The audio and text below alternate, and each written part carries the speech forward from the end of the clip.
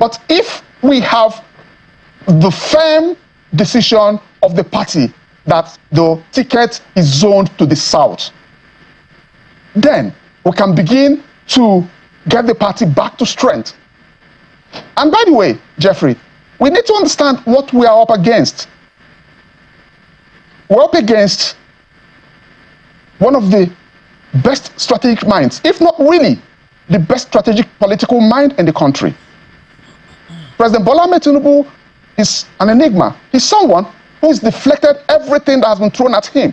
So for us to defeat him and for us to save this country from the maladministration of the APC, we must all come together and we must all agree that this ticket is going to the south. If this ticket is not going to the south, it's not going to work. So do you feel that the PDP on its own can actually beat the APC in this 2027 election? I know it's still far away, but you politicians, you always have this long-term plan. I'm going to somewhere with that question, because it took an alliance of the ACN, the CPC, the ANPP, some group in ALBGA, new PDP to come together and form the APC to be able to kick the PDP out of power. And now it looks like all the alliances conversation is not going any. Do you think the PDP on its own, without an alliance with other political parties, maybe the Labour Party or NMPP or any other party, can be able to beat the APC? Three-quarters of the people in the other political parties are people who left the PDP. The Labour Party, for instance, there are people that left the PDP. And they left the PDP because of the injustice. So if PDP decides to do what is right, most of these people will come back. Look, the election of 2023 would have been the easiest election for PDP to win, because there were 8 years of monumental disaster by the Buhari administration. People were fed up. Everybody knew that the APC had nothing to offer. But the PDP then shot itself in the leg. All right, so let's quickly, my apologies. Let's quickly transit now from talking about core party politics to the management of our Commonwealth. The administration of President Bola Tinubu, whom you have said is an enigma. He has foresight when it comes to politics. He plays this game. He's done it for many years, so he understands the game. But you've mentioned the fact that monumental disaster is a word used to describe the administration of Muhammadu Buhari, but things are now even worse off in terms of the cost of living and all of that. What's your general assessment? He said this is necessary for tomorrow. Yeah. You see, in law, we say you cannot build something on nothing. The last administration took this country like 50 years back. The present administration, I think, is trying to take us like 100 years back. So the president, yes, I said he's an enigma. I said he's politically smart and all of that. But you see, there's a fundamental difference between politics and governance.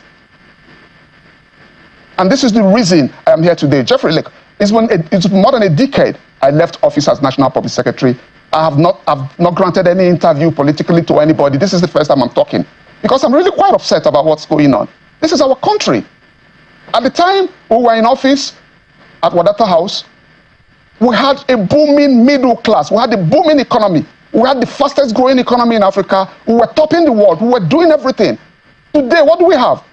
Everywhere you go, you see professionals, lawyers, bankers, all sorts of people leaving Nigeria. And what are they going to do? Security man's job? Social care job? This is not the dream that we have for this country. But if the PDP continues the way it's going, then this would continue to happen, because a divided house cannot be the APC. We must all come together. I understand a lot of people are holding meetings, thinking of forming a new political party and all of that. No matter what you form, the PDP is a household name in the country. In my place, they say, when a man marries 2 wives, he will know which one is better. Nigerians have seen it. Nigerians have seen between APC and PDP. And there's no question at all about the PDP being the better political party. So the PDP has the name and has the reach. Let's talk about something that's taking place, which it's about August. August this year, if I can remember correctly, we should be wrapping up issues around constitutional amendment. And we're looking at issues around state police and every other issue that is being looked at as an amendment to the Constitution. If you were to make an input as an individual, a lawyer, a party man, as far as the input to that constitutional amendment is concerned, what will it be? And I'd like you to emphatically speak about the issue of state police. The reason we always raise that issue is the fact that with the governors, a lot of people are concerned about what they consider chokehold of governors on structures, local government, the state assembly, and we can go on and on. Putting police in their hands, nobody's sure what will be the outcome. So I would like you to speak to that. No, see, if I am all for state police, I support the creation of state police, community policing. Everywhere in the world, community policing is the best way to go. I come from Anambra. My local government in Anambra is a Kusigo local government area. Now, sometimes I have a DPO from Adamawa or a DPO from Sokoto.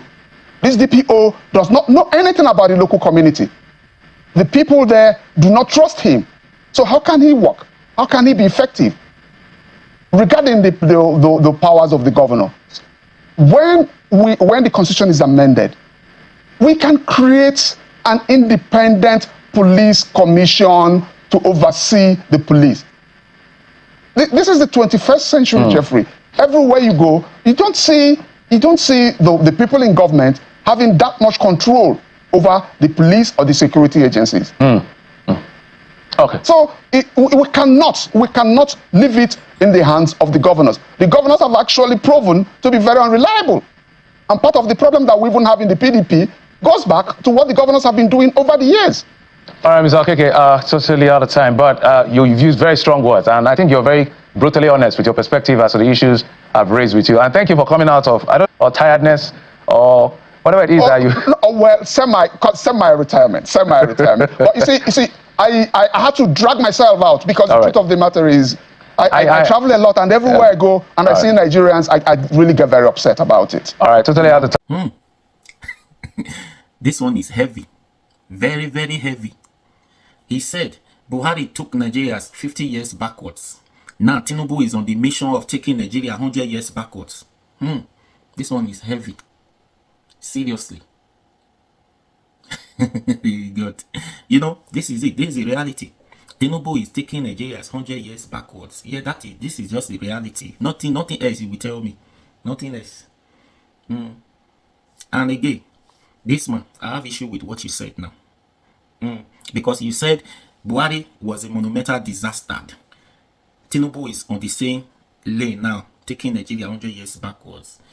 You said PDP, APC failed, and we could see the difference. Nigerians could see the difference between PDP 16 years and APC 8 years. Now, Tinubu had done 2 years, or let's say 9 years and a half, or even 10 years.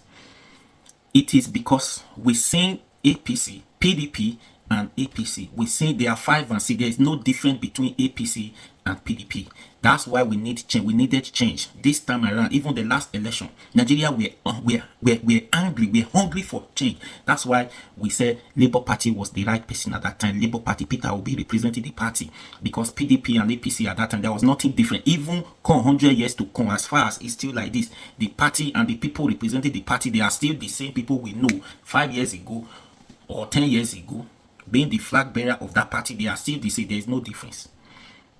So that's why Nigerians need change. So the change has to be not APC, not PDP. We need change from another political party. We need another person, a neutral person. I know Peter Obi was once a PDP member. Yeah, those days has gone. Peter Obi, he was not a God president at that time. Now he's seeing the difference between PDP and APC. He doesn't want to associate himself with those so-called criminals.